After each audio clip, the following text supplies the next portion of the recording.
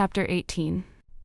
After the day he'd had, Rhys needed caffeine, and since the coffee shop was just down the way from something wicked, he'd suggested he and Vivian go grab a cuppa.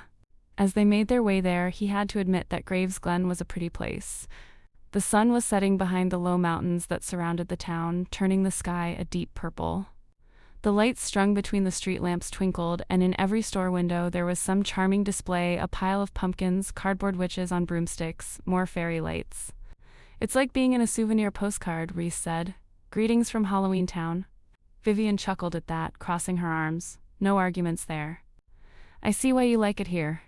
It's definitely a good place to be a witch, even a secret one." "Technically we're all secret witches," Rhys said, "but I understand your point." The night had gone cool around them, but the sweet, soft sort of cool that comes on perfect autumn nights as opposed to the unnatural cold of the library. Wales got these nights too, but earlier in the season and not usually quite this mild. Still, as he wandered the cobblestone streets with Vivian, Rhys felt an odd longing for home settle into his bones. Vivian belonged in this setting, fitting as perfectly as a jewel. Where did he belong? Not wanting to follow that particularly maudlin train of thought, Rhys nudged Vivian with his elbow and said, "So how exactly does it work here? The secret witch thing? Especially with the college. You can spot other witches, right?" Shrugging, Vivian tucked a stray lock of hair behind one ear. "Usually. And honestly, it's not as hard to keep a secret from people as you'd think. Lots of people dabble in witchcraft now, so it's not exactly weird to have an interest in that kind of thing." "Or run a shop," Rhys said, and she nodded. "Or that. But the other students at the college still don't know they're going to school with witches, right?" "Right," Vivian confirmed as they came to the coffee shop. Like every store or restaurant along this strip of Main Street, it was decorated for Halloween, little pumpkins stuck to the front window, and a garland of lights that looked like tiny cauldrons draping the door. As they stepped inside, Rhys held the door open for a family with a baby swaddled up in a stroller, smiling down at T, babbling infant as they passed, and when he looked back up, Vivian was watching him with a strange look on her face. "What?" he asked, but she only shook her head and gestured toward the counter. Tea, he confirmed. Once they had ordered basic English breakfast for Rhys, something with honey and lavender for Vivian, they made their way to a booth near the back, and Rhys was suddenly very aware of how cozy this setting was, how intimate, so. They sat there with their steaming mugs of tea on the table, but neither of them made a move to drink. Instead, Rhys looked at Vivian, and Vivian looked everywhere but at him, her fingers twisting the fingerless gloves she was wearing nervously, pulling at the edges until Rhys was afraid they might unravel. He reached out and covered one of her hands with his own, and damn it all, even through the wool of her gloves, even with his palm only barely touching the bare skin of her knuckles, he felt the touch all the way down to the soles of his feet, his skin lighting up with awareness of her. "I think we need to talk about the library." She was already shaking her head, golden hair spilling over her shoulders. No. We don't. That's a thing that in no way needs talking about. Vivian." "It was stupid, and it was just a kiss," she went on. He raised his eyebrows. "Just a kiss, really?" Ouch crept up Vivian's neck, but she drew her hand out from underneath his and repeated, "Just a kiss." Rhys had not known Vivian all that long in the grand scheme of things, but he recognized the look on her face now. This was a closed subject, and pushing her on it wasn't going to get him anywhere.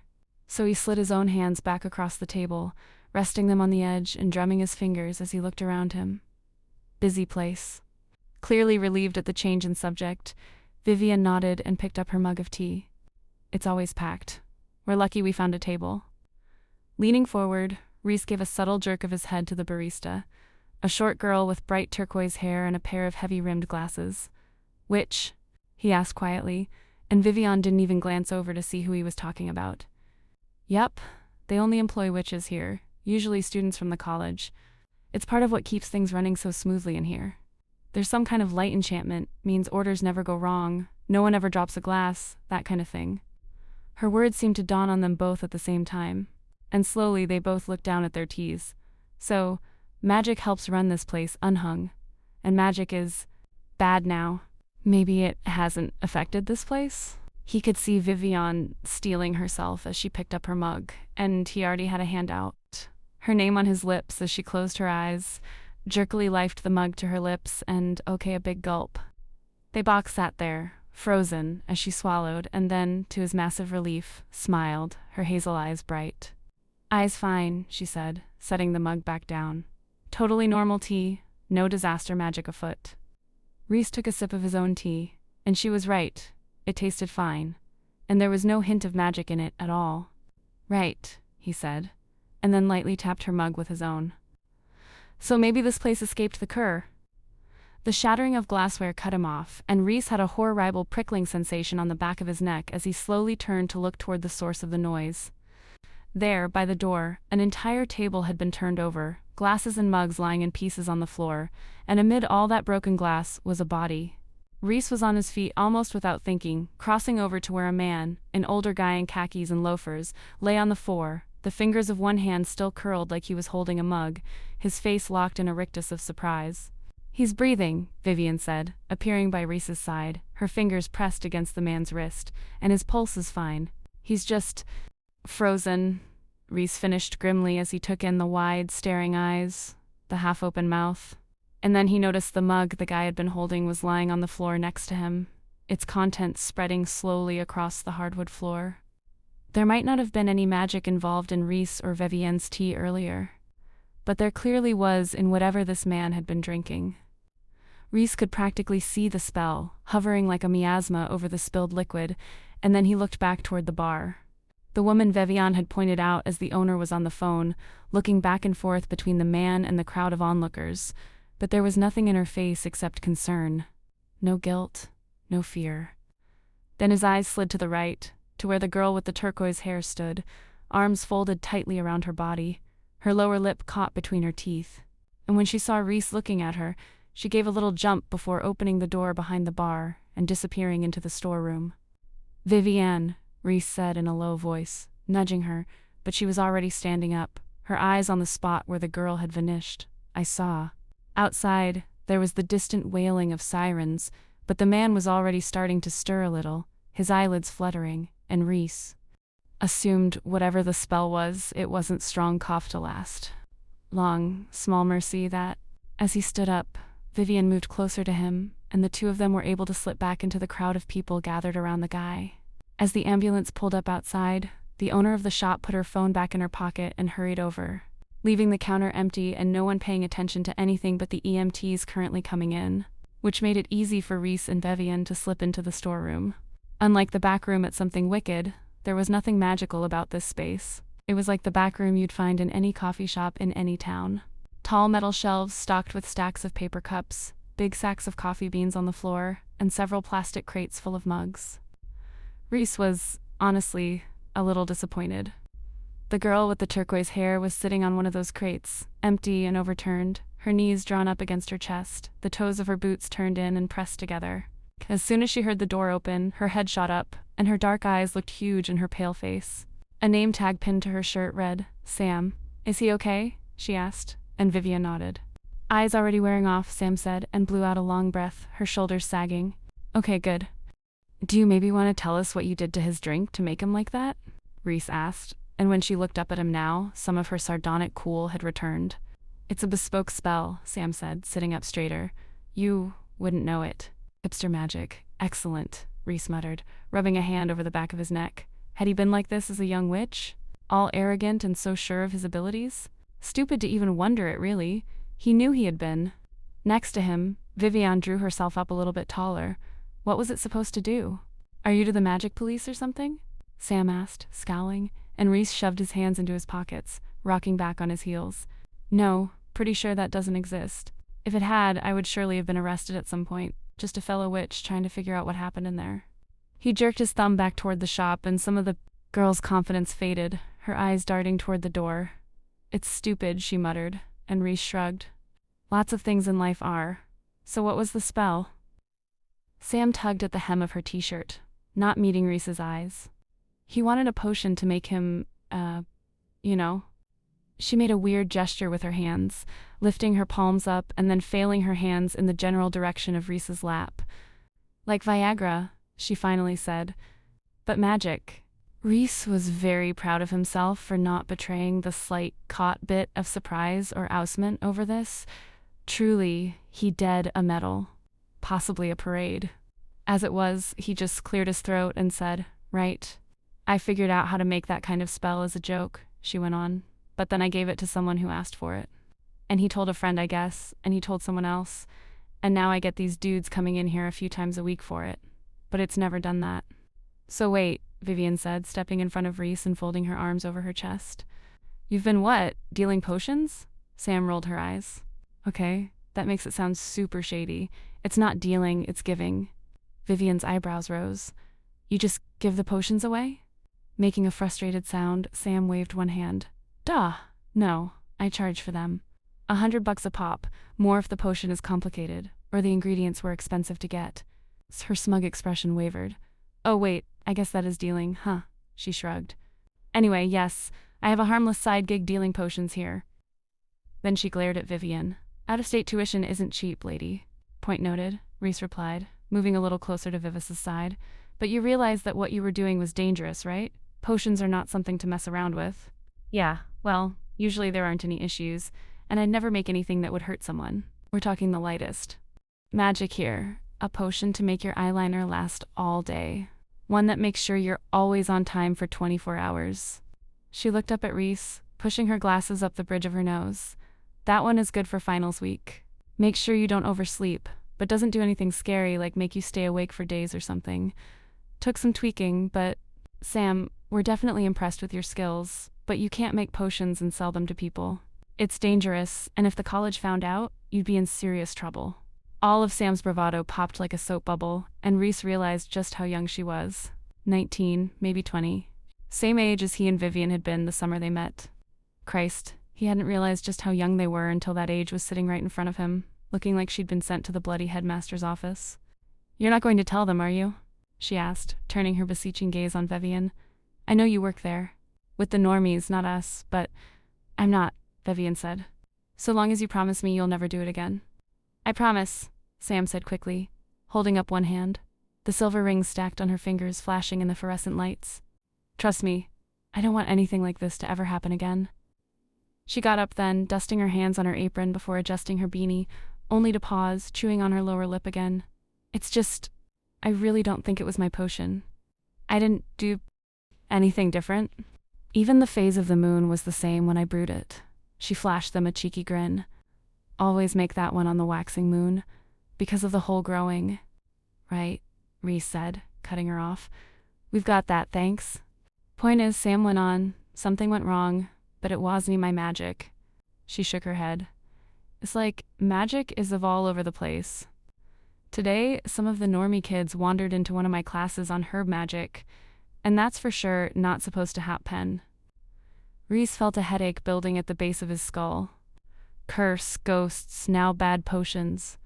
He thought again about those lines of magic snaking out of the cave, racing toward the town, and wished he could go back in time and kick himself repeatedly in the head.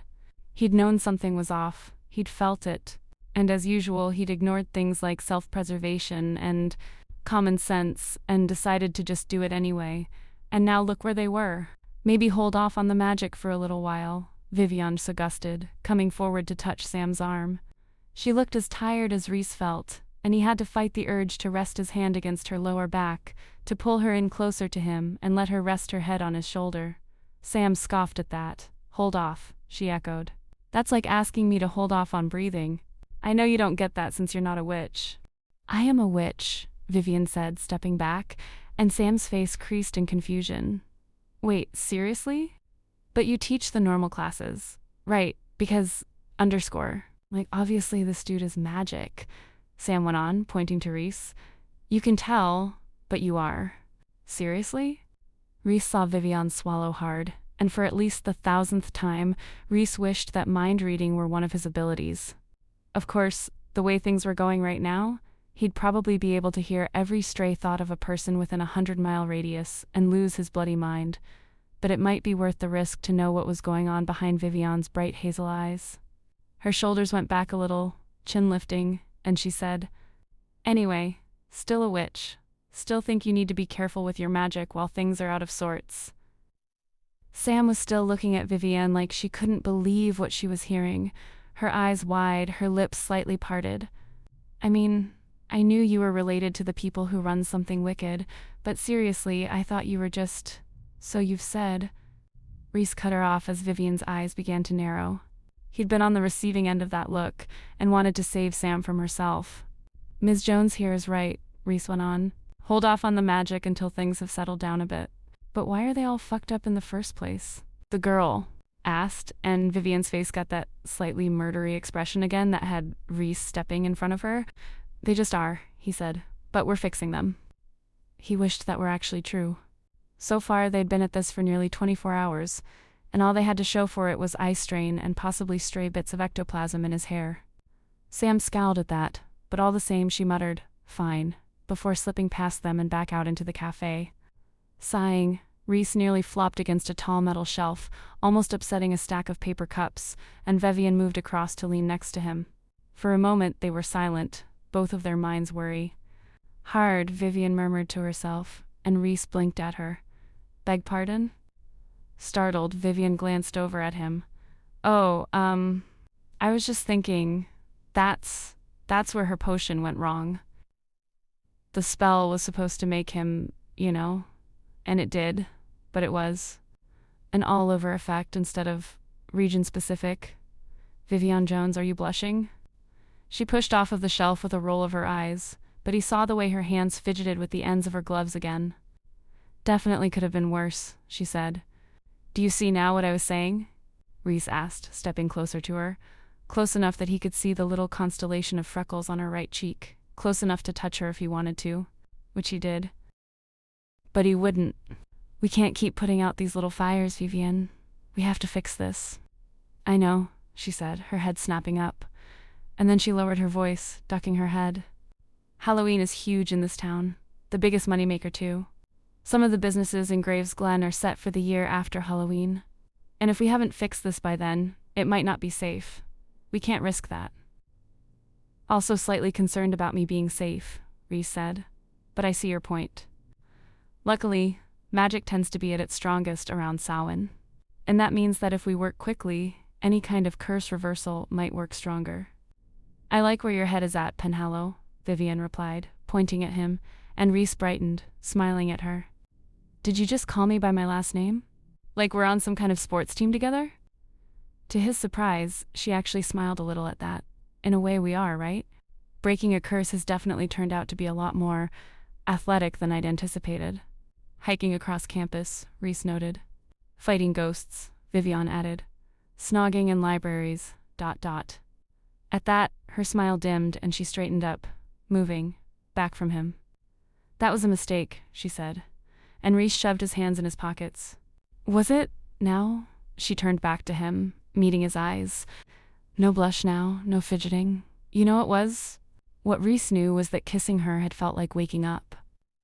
Like he'd been drifting sleepily through everything for the past 9 years until he tasted her mouth again and remembered what actually being alive felt like. Better than any magic, Vivienne's kiss. And he didn't want to go without it for another 9 years. We're adults, he reminded her. Not kids furtively sneaking into dorm rooms anymore. Which is why we know better than to complicate things right now, Vivienne said, eminently sensible, and, much as Reese hated to admit it, completely right. He was leaving when this was over. She was staying. What they had was not the kind of thing that worked in a long-distance sense, and hell, for all he knew, all they had was intense physical chemistry that would burn itself out. It didn't burn itself out over 9 years, the bastard part of his brain reminded him. Do you really think it's going to now?